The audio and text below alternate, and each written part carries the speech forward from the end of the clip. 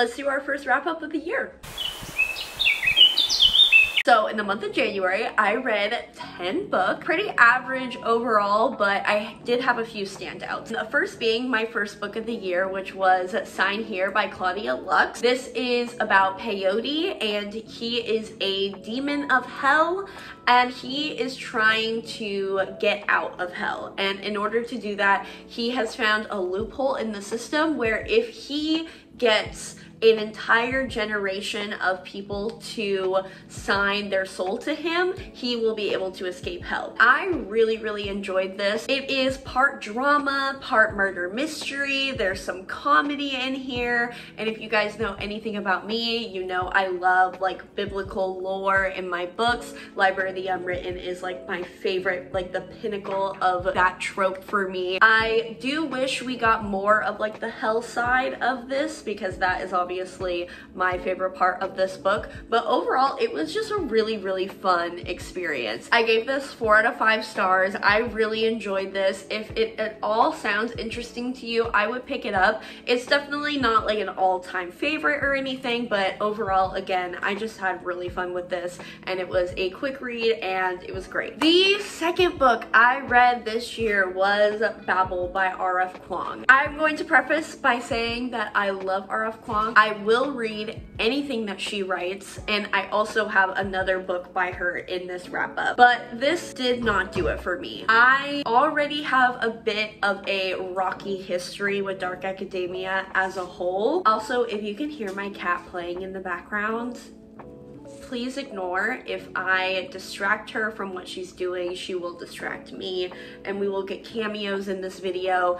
And as much as you guys probably want to see that, my setup right now of what I'm filming is holding on by a thread. So anyways, this was extremely hard for me to get into. This book literally took me almost 5 months to complete. Like, I got an arc of it way back in 2022, and I started it as soon as I got it, and it took me until January of 2023 to finally finish it. It wasn't until about the 40% mark that I got super invested in the story, and then I feel like it got slow again, and then it picked back up for me at like the 60% mark. I think the reason that this wasn't my favorite book is just I wanted more fantasy aspect to it, and I didn't really get that. Like, I thought the magic system in this book was really interesting, and that paired with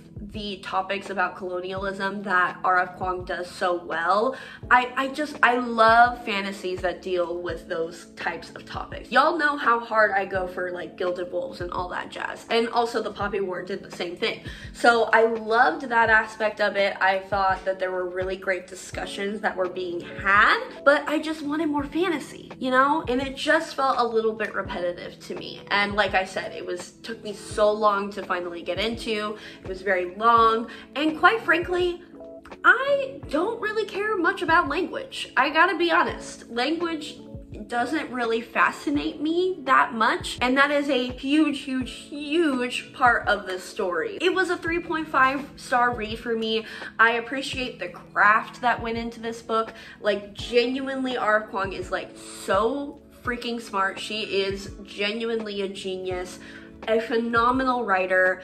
This is just the case of it just being a me thing and not a book thing. Like, the book is phenomenal, it's just not necessarily one that really appealed to me personally, and that is totally okay. The next book that I read was The Luminaries by Susan Dennard. This is a YA contemporary fantasy following Winnie, who has been ostracized by her town because of her father's actions, but she wants nothing more than to be a part of the Luminaries, which is like this secret order that protects the town from the forest, which has a bunch of like monsters and like magical beings that wander through. So this has like the trope of a small town knowing the existence of fantastical beings, which is truly one of my favorite tropes. Like, you could see in Darkest Part of the Forest by Holly Black and Enchantment of Ravens by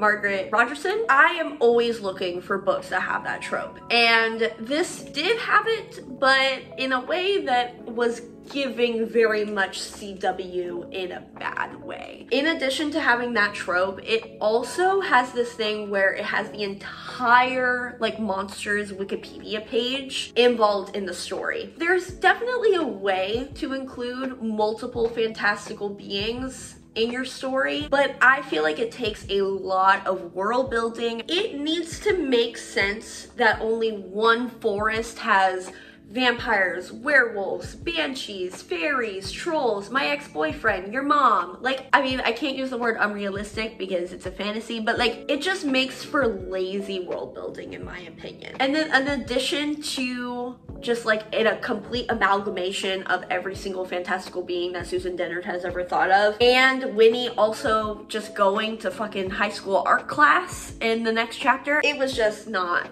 very good to me. Also, just incredibly basic overall, basic plot, basic characters, very surface level. I can't remember really anything that happened in this book. The only reason I even remembered the main character's name is because I love Winnie the Pooh so much, and I think Winnie is a really cute name. I genuinely cannot remember anything that happened in this book. I just know that it was incredibly basic, and that is really the only marker of this story. So yeah, I think I gave it like a 2-star, maybe a 2.5 if I'm being a little generous. Yeah, not great. Not great. Also, this is my first Susan Dennard book, and I do have Truthwitch on my shelves, and I'm hoping that that one's a lot better than this one. I mean, the bar isn't very high, so only can go up from here, hopefully. The next book I read was A Natural History of Dragons by Mary Brennan, and this one was a little bit disappointing for me, I'm not gonna lie. This is a like memoir style fantasy novel where we are following our main character, Lady Trent, and she is kind of the hallmarker for dragon knowledge in this world, and she is basically telling the story of her life and like all of her journeys, how she got here, all of her adventures, everything like that. And from what every single time somebody talks about this book, they talk about how amazing it is. So I really thought that this was going to be a shoo-in for me. Unfortunately, it wasn't. It's not even that I don't like the memoir style writing. I actually love that method of storytelling, and I also love memoirs in general. It's one of the top like non-fiction-y type stories that I love to pick up. But this was very much just like background noise for me. I was enjoying it when I was reading it, but I never wanted to like pick it back up. I really genuinely couldn't tell you why this book didn't stand out to me, because on paper, it seems like something that I would really love. I love unconventional storytelling, especially with my fantasy. I love injecting narrators.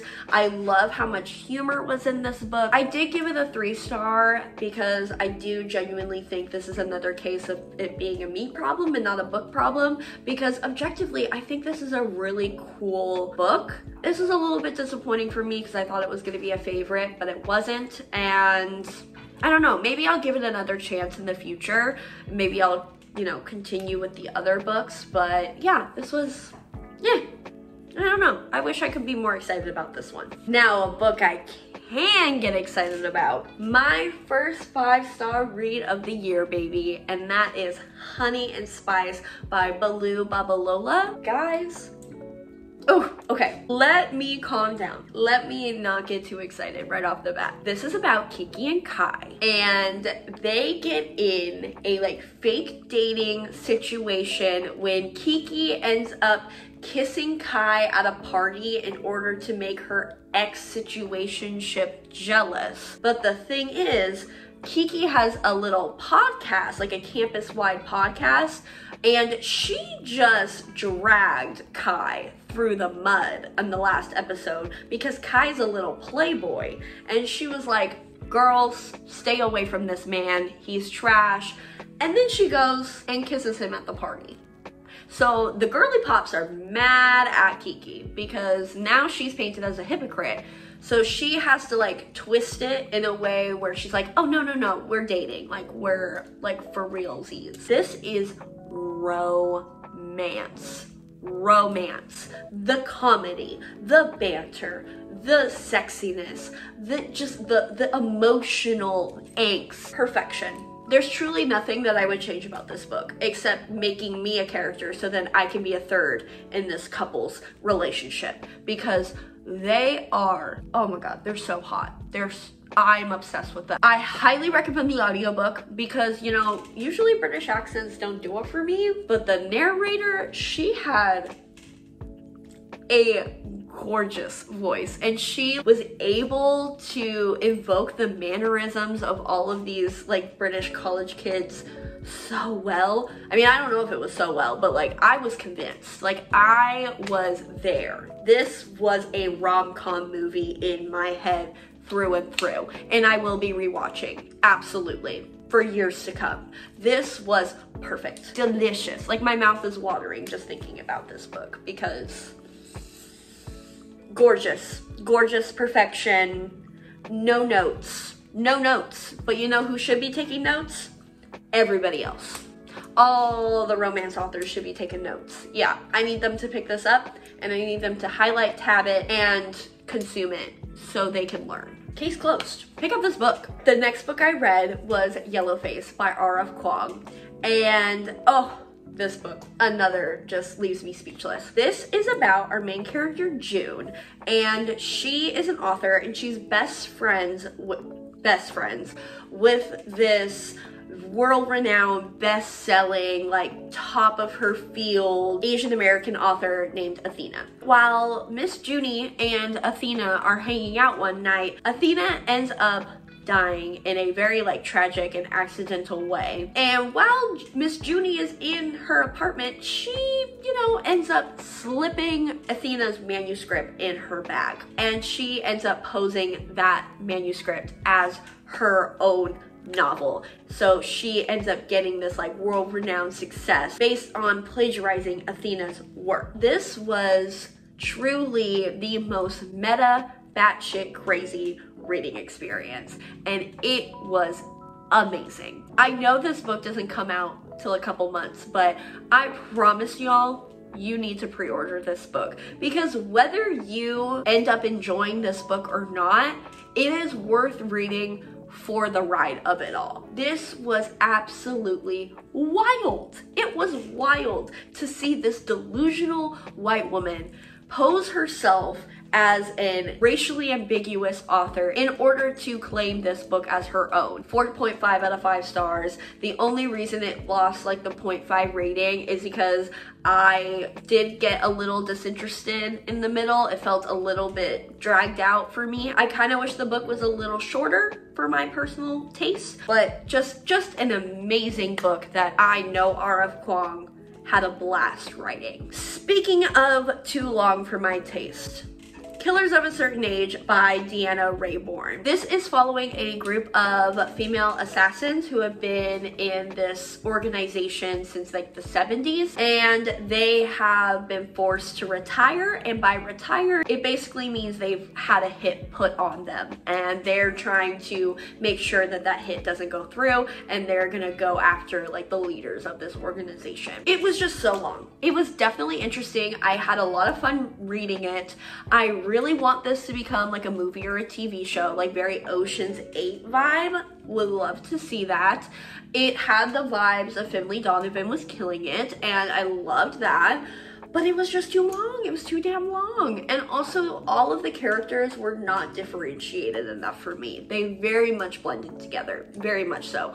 I could not tell you who was who while I was reading this. So that's kind of a problem, especially when this book is so long. Like, you would think that I would be able to like differentiate the characters and the voices in my head, but I wasn't able to. So again, 3.5 out of 5 stars I think I gave this. It was good, it was fun, it was interesting. If it sounds interesting to you, I would recommend picking it up. It was just too long. I just wanted this to be shorter. That's pretty much it. It just needed to be edited a little bit, but overall, really enjoyed this. Again, I really wanted to see this adapted. I think it would kill, pun intended, as an adaptation. So let's get that rolling. I don't know how one does get that rolling and how one does accumulate such a thing, but I want it. Now, the next book I read, ooh, I'm so excited to talk about this one too, Wild and Wicked Things by Francesca May. This is following our main character, and she ends up moving, or temporarily moving, to this little island because her father recently passed away, so she's going there to pack up his things and like move his estate. The fun thing about this island though is it has this reputation for being a like haven for like witches and magic and debauchery, which I love. And she's not really interested at all in any of those temptations. She's strictly going to like pack up her father's estate and everything. But of course, she does get tempted because her neighbor across the way is like the top dog witch on this island, and she throws all of these lavish parties, and Miss Thing just cannot stay away. I did not know anything about this book before picking it up. I just saw it at the bookstore and then I put it on my group reads and put it on hold at my library, started reading it. Imagine my surprise when this is not only a Great Gatsby retelling, but it's sapphic and gets better. Our love interest is a butch lesbian witch. The fact that I had to just stumble upon this book and it wasn't shoved down my throat by y'all, this is why I can't trust you. Because how did this book go under the radar for so long? It's a crime. So I obviously loved this book. The tension, the slow burn, the like mutual pining between Annie and Emmeline, paired with the gothic atmosphere and it being on an island and the magic, and there's also a little love triangle going on with Annie's best friend who moved to the island. It's truly sapphic deliciousness. If you like Great Gatsby, if you like practical magic, if you like blood magic, if you like mutual pining, if you like gothic goodness, pick this book up. The next book I read was Nettle and Bone by T. Kingfisher. This is following our main character Mara, and she is the princess of this kingdom, a very like a lesser, smaller kingdom, and both of her sisters have been married off to this king, and the first one ended up dying under very mysterious circumstances, and the second one is very much in like a bad situation where she's basically dying and killing herself in order to protect Mara from then not being married off to the same king. And Mara is not having this, so she goes on this little like quest adventure in order to free her sister from the confines of this king. Hi! Oh, there's the cameo that was ultimately promised. This book was a rare occurrence where the characters did keep me intrigued through the story, but at the end of the day, I'm a plot-driven reader through and through. So I gave this 3.5 out of 5 stars. I did like the humor in this. I did love the characters. I did like the horror aspect. It dragged a little bit for me, and I think that it just needed a little bit more polishing, but ultimately I think this was a great introduction to this author, and I'm very excited to read more of their works in the future because the characters were great, the humor was great. Man, there's a candle burning. This was a good one, not a favorite, but a good start to this author and me and our relationship together. All right, we're ending this video with a bang, because I need y'all to listen up. Listening ears on. Bones of Ruin by Sarah Raleigh. This is following our main character, Iris, and she is a tightroper in this Victorian London circus. And she has this ability where she, you know, can't die. She ends up getting involved in this man, mistake number one, named Adam, who is a part of this secret London society, red flag, and he seemingly knows Iris and her past, because another thing about Iris is she may not be able to die, but she knows nothing about her past. She has no idea who she is, no idea how she has these like abilities, nothing. But he will not tell her unless he helps her find his father, which includes her enrolling in a tournament with people that also have these abilities. There's a lot happening in this book, and let me tell you, that doesn't even scratch the surface of this story. This is Gilded Wolves meets X-Men in a deadly tournament with a little bit of Assassin's Creed 3. If you know, you know. I know that is a crazy combination of things, and you're probably questioning how that even works, but my God, does it work. This is quality YA fantasy. This is what I love about YA fantasy. It has all of the tropes, love triangles, all of the men are in love with her. It has the fast-pacedness, it has the mysterious past, it has all of those things that we know and love about YA fantasy, but done so well. There's the historical setting, there's the critiques of colonialism and racism during this time, and the ending of this book got weird. I could not have predicted how this book was going to end. It blew me away. This is one of the most underrated books that I have found in a really long time, and I need y'all to pick this up. The fantasy girls need to wake up and read this book. I demand it. I cannot wait for the second book. I think it comes out in a couple months, so I will be picking that up. You will hear me gush about this book in a reading vlog that will be coming up after this video, so stay tuned for that.